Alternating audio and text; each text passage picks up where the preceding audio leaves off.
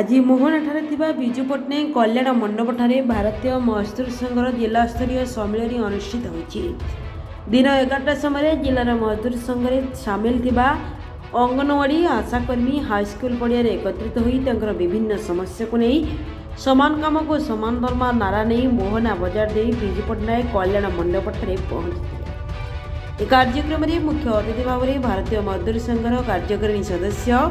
भवानी शंकर दास योगदान देते एवं सम्मानित अतिथि भाव पूर्व प्रांत सामाजिक समर सत्ता प्रमुख तरुण सिंह दास समेत आईन परामर्शदाता विश्वरंजन दास जोगदे जिले में अधिकरू अधिक किभଳି कर्मी मानी संघरे जोगदेवा सह किभଳି संघर विभिन्न समस्या को नहीं आलोकपात करिसेंती। सभा शेषे ब्लॉक असहाय अंगनवाड़ी कर्मी को अर्थ सहायक राशि प्रदान करागला। Report Gajapati Manoj Kumar Padhi report Odisha. मो ना हूँ Anjali Nayak all Odisha anganwadi ladies workers association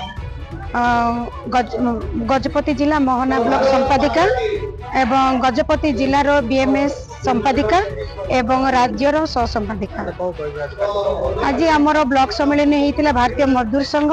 ता सहित आमर all Odisha anganwadi ladies workers association Mohana block सम्मेलन कार्यक्रम करा जायतिला। एथिरे आमर स्टेट अध्यक्ष जोटा कि आमर डॉक्टर भवानी शंकर दास एवं एडवोकेट